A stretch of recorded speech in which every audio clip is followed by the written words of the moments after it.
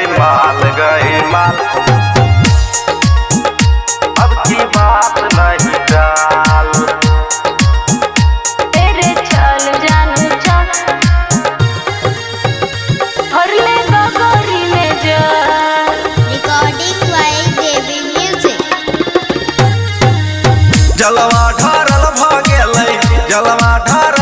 गेलै हमरा कई साल हे गई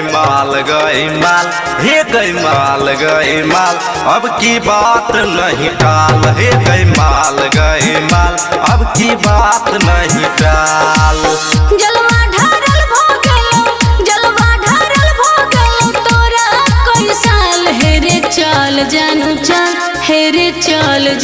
चल भर ले गगरी में जल। हेरे चल जानू चल भर ले गगरी में जल।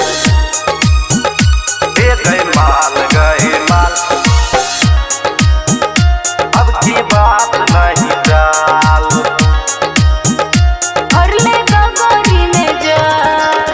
कांधे पे कामर पैदल डगर गे संगे में चले न कहूँ देवा घर गे। संगे में चले न कहूँ देवा घर गे। हमरो जाए के मन कर देब घर गे। छियौ तैयार हम सुने ला भर गे।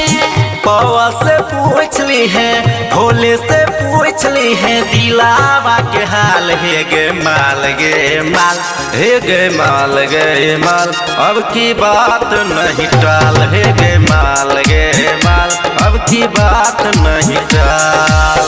जलवा ढारल भ तोरा कई साल हेरे चल जानू चल भर ले गगरी में जल। हेरे चल जानू चल भर ले गगरी में जल। हे गई माल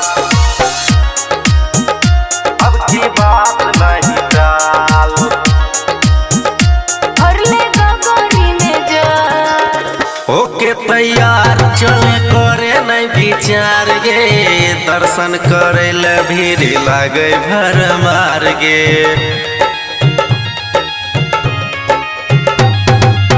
छियै तैयार हम करे न देरी।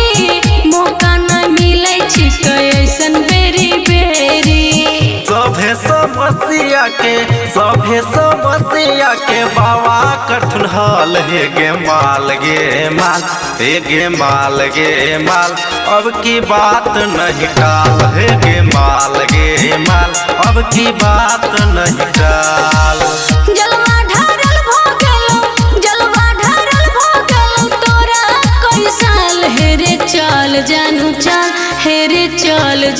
चल भर ले गगरी में जल। हेरे